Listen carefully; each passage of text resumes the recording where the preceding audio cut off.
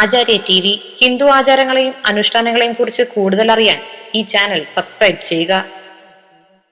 എൻ്റെ ജ്യോതിഷ വിഷയത്തിലേക്ക് എല്ലാവർക്കും സ്വാഗതം.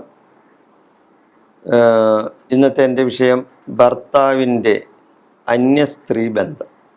ഭർത്താവിൻ്റെ അന്യസ്ത്രീ ബന്ധം. ദാമ്പത്യത്തിൻ്റെ അടിത്തറ എന്നത് എന്താണ്? ദമ്പതിമാരുടെ പരസ്പര വിശ്വാസമാണ്, ഒരു അടുപ്പമാണ്, ഇല്ലേ? രണ്ട് വ്യക്തിത്വങ്ങൾ തമ്മിൽ കൂടിച്ചേരണേ. അപ്പം ഭർത്താവിൻ്റെ അകൽച്ച ഒരു സ്ത്രീക്ക് ചിലപ്പോൾ സഹിക്കാൻ സാധിച്ചെന്ന് വരില്ല. അപ്പോൾ ഭർത്താവിന് അന്യ സ്ത്രീ ബന്ധം വന്നാൽ ഏതെങ്കിലും സ്ത്രീ ഇത് ചെയ്യോ? സഹിക്കാൻ പറ്റില്ല, ഇല്ലേ?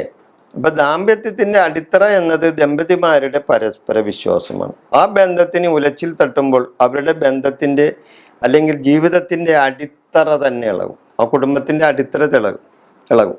ജീവിതത്തിലുണ്ടാവുന്ന ചെറിയ താളപ്പിഴകൾ ഭർത്താക്കന്മാർ മറ്റു സ്ത്രീകളുമായി അടുക്കാൻ ഇടവരുന്നു, ഇല്ലേ? ഒരു കുടുംബത്തിൽ ഭാര്യ ഭർത്താക്കന്മാർ തമ്മിൽ പ്രശ്നങ്ങൾ ഉണ്ടാകുമ്പോഴാണ് ഇതിൽ മുതലെടുക്കുന്ന ചില സ്ത്രീകൾ വേറെ ഉണ്ട്. അവർ കയറി ഇടപെട്ട് കഴിഞ്ഞാൽ ഭർത്താവ് വഴിതെറ്റിപ്പോവും. പുരുഷന് മറ്റ് സ്ത്രീകളുമായി അടുപ്പമുണ്ടാകുമ്പോൾ സ്വാഭാവികമായും ഭാര്യയോടും മക്കളോടും കുടുംബത്തിനോടും അകൽച്ചയുണ്ടാവും. ശരിയല്ലേ? സാധാരണയല്ലേ? ഒരു വള്ളി പടർന്നു കയറുമ്പോൾ ഒരു ചാരി കിട്ടിയാൽ ആ വള്ളി ചാരി കിട്ടുന്ന ഭാഗത്തേക്ക് പടരും, ഇല്ലേ? അത് ഒരു പ്രകൃതി നിയമമാണ്, ഇല്ലേ? ഒരു വള്ളി പടർന്നു കയറി ഇങ്ങനെ നിൽക്കുമ്പോൾ അതിനൊരു ചാരി കിട്ടുകയാണെങ്കിൽ ആ ചാരിൻ്റെ ഭാഗത്തോട്ട് പോകും എന്ന് പറഞ്ഞ പോലെയാണ്. ഭാര്യയായിട്ട് പിണങ്ങി നിൽക്കുമ്പോൾ വേറൊരു സ്ത്രീ ഇയാളായിട്ട് അടുക്കാൻ ശ്രമിക്കുമ്പോൾ തീർച്ചയായിട്ടും അയാൾ ആ ഭാഗത്തോട്ട് തീർച്ചയായിട്ടും പോകും. ഇത് തന്നെയാണ്, ഇത് പ്രകൃതി നിയമമാണ്. ഇത് തന്നെയാണ് പുരുഷന്മാരും ചെയ്യുന്നത്. പുരുഷനെ മാത്രം കുറ്റം പറയണ്ട, ഇത് തന്നെ സ്ത്രീകളും ചെയ്യും. ഫലത്തിൽ കുടുംബം തകരും. ഇങ്ങനെ ഒരു പ്രശ്നം ഉണ്ടാവുമ്പോൾ നിങ്ങൾ ഒരു നല്ല ജ്യോത്സ്യനെ സമീപിക്കണം. ഇത് ചെയ്യേണ്ട കാര്യമാണ്. ഭാര്യ ഭർത്താവ് തമ്മിൽ ബഹളം പ്രശ്നങ്ങൾ ഒക്കെ ഉണ്ടാവുമ്പോൾ നിങ്ങളൊരു ജ്യോത്സ്യൻ്റെ അടുത്ത് ചെല്ലുകയാണെങ്കിൽ തീർച്ചയായിട്ടും അതിനുള്ള ഫലം ഉണ്ടാവും. ഒരു നല്ല ജ്യോത്സ്യനെ സമീപിക്കണം. നല്ല ജ്യോത്സ്യന്മാരായിരിക്കണം കേട്ടോ. അതിൽ മുതലെടുക്കാൻ നിൽക്കുന്ന ചില ജ്യോത്സ്യന്മാരുണ്ട്, അങ്ങനെ ചില കള്ളനാണയങ്ങളുണ്ട്, നമുക്കറിയാവുന്ന കാര്യങ്ങളാണ്. അപ്പോൾ അങ്ങനെയുള്ള ജ്യോത്സ്യന്മാരുടെ അടുത്ത് പോകരുത്, അതിൽ തലവെച്ച് കൊടുക്കരുത്. ഇത് സംഭവിക്കുന്നത് ശുക്രദശ കാലത്തായിരിക്കും. ഇങ്ങനെയുള്ള ഈ ഭർത്താക്കന്മാർ കൂടുതലും സ്ത്രീകളിൽ നിന്ന് അകന്നു പോന്ന് അവരുടെ ശുക്രദശ കാലത്തോ അല്ലെങ്കിൽ ശുക്രൻ്റെ അപഹാര കാലങ്ങളിലോ ആയിരിക്കും. അതുകൊണ്ടാണ് ജ്യോത്സ്യനെ കാണാൻ ഞാൻ പ്രത്യേകം പറയുന്നത്. ആ ജ്യോത്സ്യൻ്റെ അഭിപ്രായ പ്രകാരം ഗ്രഹദോഷ പരിഹാരം ചെയ്യണം. അയാളുടെ സമയം അറിയണം, ജാതകം ഒന്ന് പരിശോധിക്കണം, അയാൾക്ക് എന്താണ് സമയം. ആ സമയത്തിൽ ശുക്രനായിട്ട് ബന്ധപ്പെട്ട എന്തെങ്കിലും കാര്യങ്ങളുണ്ടെങ്കിൽ, ശുക്രന് കുജനായിട്ട് ബന്ധമുണ്ടെങ്കിൽ തീർച്ചയായിട്ടും അവിടെ ഒരു അനാശാസ്യ ബന്ധം പറയാം. പ്രത്യേകിച്ച് ശുക്രന് കേതുവായിട്ട് ബന്ധം വന്നാൽ ഒരു അനാശാസ്യ ബന്ധം അവിടെ ഉടലെടുക്കും. അപ്പോൾ അങ്ങനെ വരുമ്പോഴാണ്, അതുകൊണ്ടാണ് ഞാൻ നല്ലൊരു ജ്യോത്സ്യൻ്റെ അടുത്ത് പോകാൻ പറയുന്നത്. പുരുഷനും സ്ത്രീക്കും ചെയ്യാവുന്ന കാര്യമാണ് ഏത്? ഈ ഗ്രഹദോഷത്തിന് പരിഹാരം. ജ്യോത്സ്യൻ്റെ അഭിപ്രായ പ്രകാരം ഒരു ഗ്രഹദോഷ പരിഹാരം ചെയ്യണം. അത് സ്ത്രീക്കും പുരുഷനും ചെയ്യാം. അതിനുശേഷം ഇനി പറയുന്ന പരിഹാര മാർഗങ്ങൾ നിങ്ങൾ സ്വീകരിക്കണം. ഞാൻ ഈ പറയുന്ന കാര്യങ്ങൾ. വെള്ളിയാഴ്ച ദിവസങ്ങളിൽ വ്രതം നോക്കണം, പ്രത്യേകിച്ച് സ്ത്രീകൾ. വെള്ളിയാഴ്ച ദിവസങ്ങളിൽ വ്രതം നോക്കണം. മഹാലക്ഷ്മിയെ സ്തുതിക്കുന്ന സ്തോത്രങ്ങൾ ഇവർക്ക് ചൊല്ലാം.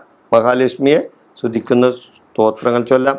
ജന്മനക്ഷത്രം വരുന്ന ദിവസങ്ങളിൽ വ്രതമെടുക്കുകയും ദേവീക്ഷേത്ര ദർശനം നടത്തുകയും വേണം. ഇവരുടെ പക്കപ്പിറന്നാളിന്, ഈ സ്ത്രീയുടെ പക്കപ്പിറന്നാളിന് ഇങ്ങനെ ചെയ്യാം. തിങ്കളാഴ്ച ദിവസങ്ങളിൽ ശിവപാർവതി പ്രതിഷ്ഠയുള്ള ക്ഷേത്രങ്ങളിൽ ദർശനം നടത്തി വഴിപാടുകൾ സമർപ്പിക്കണം.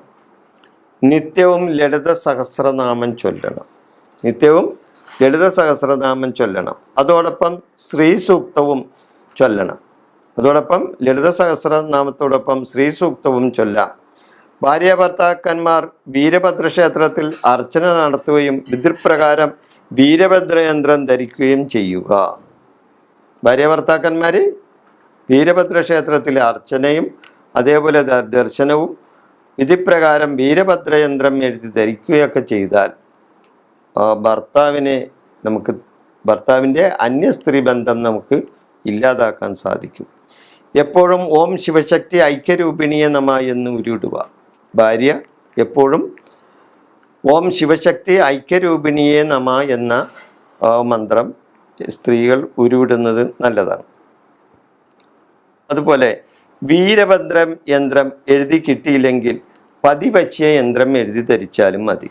വീരഭദ്രയന്ത്രം എഴുതി കിട്ടിയില്ലെങ്കിൽ പതിവച്യ യന്ത്രം എഴുതി സ്ത്രീകൾ ധരിച്ചാലും മതി. യന്ത്രം ധരിക്കലും വഴിപാടുകളും പ്രാർത്ഥനകളുമാവുമ്പോൾ ഭർത്താക്കന്മാരുടെ പരസ്ത്രീ ബന്ധം ഒഴിഞ്ഞു പോകും. ഈ യന്ത്രം ധരിക്കലും അതേപോലെ തന്നെ നമ്മുടെ വഴിപാടുകളും എല്ലാവരും കൂടി ചെല്ലുമ്പോൾ പല ഭർത്താക്കന്മാരും അവർ അകന്നു പോയിട്ടുണ്ടെങ്കിൽ തീർച്ചയായിട്ടും തിരിച്ചു വരും, ഒരു സംശയവുമില്ല. യന്ത്രങ്ങൾക്കാണെങ്കിലും